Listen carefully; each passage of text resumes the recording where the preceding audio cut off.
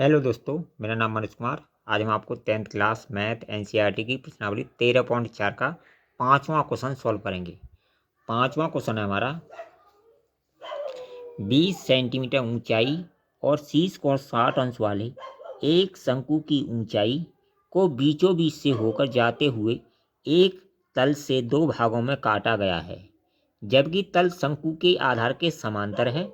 यदि प्राप्त शंकु के छिन्नक का व्यास 1/16 सेंटीमीटर वाले एक तार के रूप में बदल दिया जाता है तो इस तार की ऊंचाई ज्ञात कीजिए। अब देखिए हमारे पास क्या है, एक शंकु है।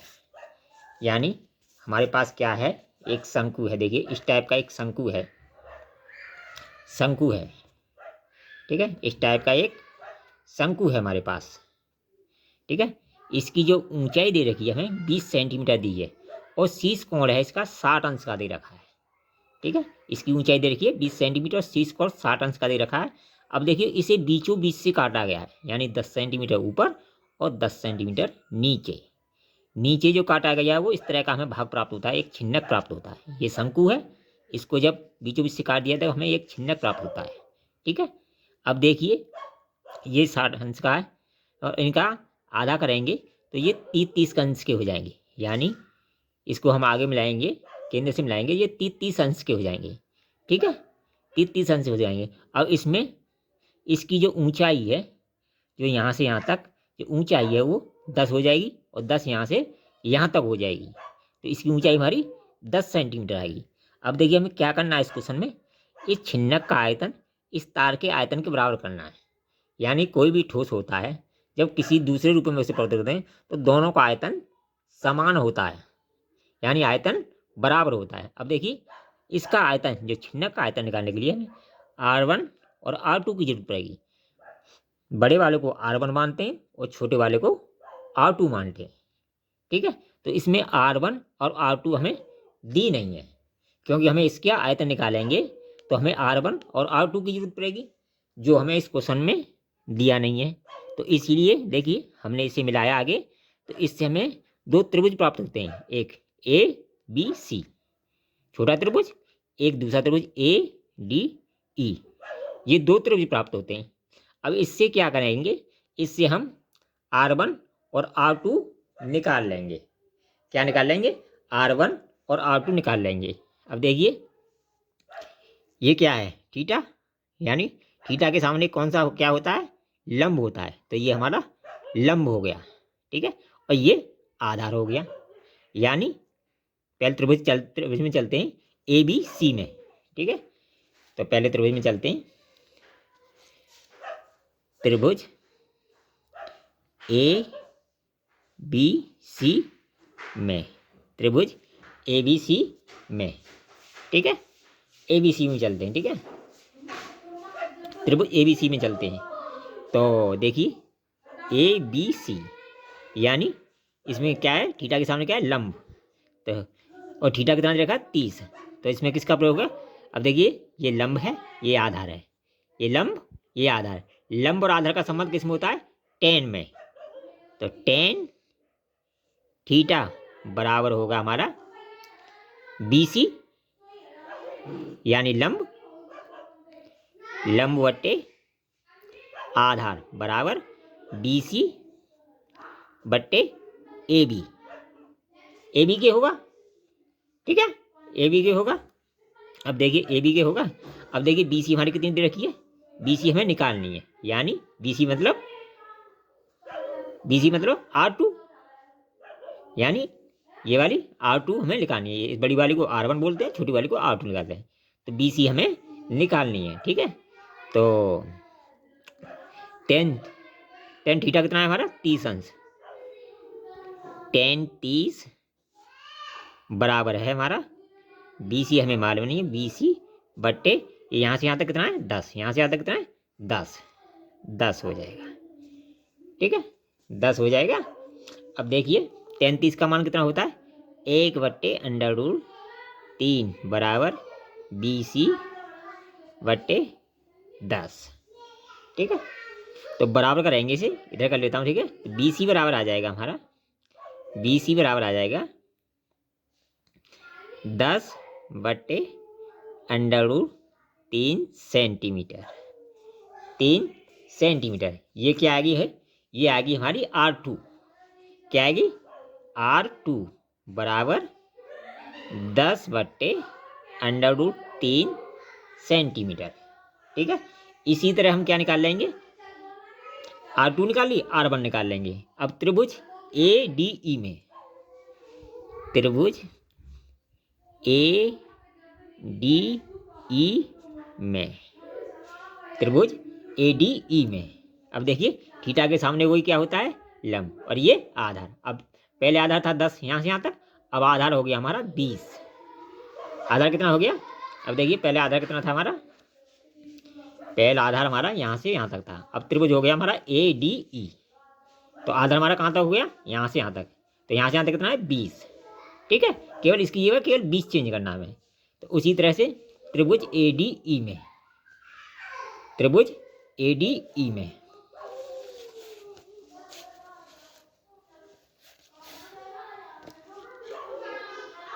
अब देखिए त्रिभुज ADE में, थोड़ा इधर रख देता हूँ इसे। ठीक है, ADE में अब वही 10 30 कौन, तो हमारा 30 अंश है, ये वाला 30 अंश है। अब यहाँ तक त्रिभुज है हमारा। ठीक है, 30 अंश है, तो 10 30 बराबर वही होगा, क्या है, DE बट्टे AD,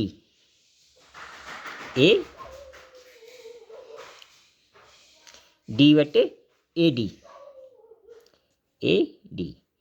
10 30 का मान 1 बट्टे अंडर रूट 3 बराबर DE बट्टे 20, और DE बराबर आ जाएगी 20 बट्टे अंडर रूट 3 सेंटीमीटर। सेंटीमीटर, तो ये क्या आएगी हमारी R1 बराबर 20 बट्टे अंडर रूट 3 सेंटीमीटर। अब हमें R1 R2 प्राप्त हो गई। हमें क्या प्राप्त हो गया, R1 और R2 हमें प्राप्त हो गई। ठीक है, अब देखिए क्या लिखेंगे, अब क्या लिखेंगे, देखिए R1 हमें R2 मिल गए, यानी ये तो मिल गई हमें, ये R मिल गई हमें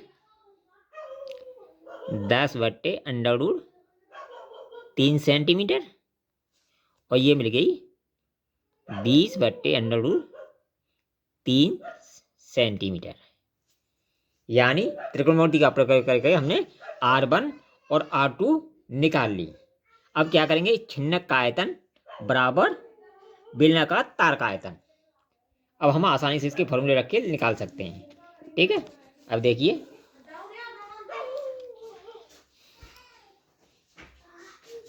छिन्नक छिन्नक छिन्नक का आयतन बराबर बेलनाकार तार का आयतन, यानी छिन्नक का आयतन बराबर बेलनाकार तार का आयतन। अब देखिए छिन्नक का आयतन क्या होता है, छिन्नक का आयतन होता है हमारा 1/3 पाई 1/3 पाई R1 square plus R2 square plus R1 R2 into H बराबर, अब देखिए इसकी H नहीं दी, इसे हमने किस में मान लिया, कैपिटल H से, क्योंकि एक H हमारे पास ये है, एक ये है, तो इसे मान लेंगे, जो तार वाली को मान लेंगे, बेलनाकार तार का आयतन निकालेंगे, उसे कैपिटल H मान लेंगे। ठीक है, तो बेलनाकार तार का आयतन होता है पाई R स्क्वायर H, पाई R स्क्वायर H, क्योंकि एक H इधर है हमारे पास, वो इधर है एक, इसे जो हमें निकालनी है, तार की जो लंबाई ये निकालनी है, तो उसको हम बड़ी H मान लेंगे, यानी कैपिटल H मान लेंगे। ठीक है, अब देखिए इस तार की जो है, अब देखिए R कितनी दे रखी है हमें, अब देखिए तार का जो व्यास दे रखा है वो 1/16 सेंटीमीटर दिया है। ठीक है, तो इसको हम त्रिज्या, एक त्रिज्या हमारी ये है, एक ये है, ये तीसरी है, तो इसे R3 मान लेंगे। अब देखिए 1/16 में 2 का भाग देंगे तो कितनी बन जाएगी, 1/32 बन जाएगी। ठीक है, तो R3 हमारी कितनी आ जाएगी, 1/32 सेंटीमीटर। ठीक है, तो इसी तरह हम इसमें 32 का प्रयोग करेंगे। ठीक है, 32 का प्रयोग करेंगे। अब देखिए पाई से पाई हमारा कैंसिल हो गया। ठीक है, 1/3 और देखिए R1 कितना हमारा 20, 20/√3 का वर्ग प्लस 10/√3 का वर्ग प्लस 20/√3 इंटू 10/√3 इंटू एच कितनी है हमारी, एच दे रखी है हमें 10 दे रखी है, क्योंकि यहाँ से यहाँ तक देखिए एच हमारी 10 है। ठीक है, एच हमारी 10 है। अब हमने एच 10 लिख दी और बराबर करके लिख दिया हमने। इसकी पाई कितनी है, 1/32, आर कितनी है 32 गुणा 1/32 गुणा एच। ठीक है, ये हो गया। अब देखिए ये हो गया, ये हो गया। अब देखिए जब इसका हम कैलकुलेशन करेंगे, इसका जब हम कैलकुलेशन करेंगे, अब देखिए 10 को इधर ले लेते हैं। ठीक है, 10 को इधर लेते हैं, ये हो जाएगा 10/3। अब देखिए 20 का वर्ग करेंगे, 20 गुणा 20 400 और √3 का 3 हो जाएगा प्लस 10 का 100 हो जाएगा, बट्टे में 3 हो जाएगा, √2 से कट जाएगा 3 हो जाएगा। ठीक है, प्लस 20 गुणा 10 बराबर 200, √3 गुणा √3 बराबर 3 और इंटू 10 तो हमने इधर ले लिया बराबर 1/32 गुणा 1/32 गुणा एच। ठीक है, एच। अब देखिए ये 400 है। ठीक है, ये 3 है सबके लिए, लासा लिया 3 ही है, 400, 100, 500 और 2 700, 700/3 इंटू 10/3 बराबर 1/32 गुणा 1/32 गुणा एच, ये आ जाएगा। ठीक है, अब देखिए इसका गुणा करेंगे, ये हो जाएगा 7000/9। अब देखिए एच निकालने के लिए इसका उल्टा हो जाएगा, ये गुणा में बजाएंगे 32 गुणा 32 बराबर एच। ठीक है, जब हम इसका कैलकुलेशन करेंगे, इन सब का गुणा कराएंगे और 9 का भाग देंगे तो ये आ जाएगा हमारा, बराबर करके एच बराबर आ जाएगा हमारा 796,444.44 सेंटीमीटर, ये आ जाएगा। यानी कि तार की लंबाई भाई सेंटीमीटर में कितनी आ जाएगी, एच मतलब ऊंचाई या लंबाई एक ही बात है, तो कितनी आएगी, इतने सेंटीमीटर आएगी। जब हम इसे मीटर में लाएंगे तो दो स्थान के बाद दशमलव लगा देंगे, तो ये आ जाएगी हमारे 707,964.44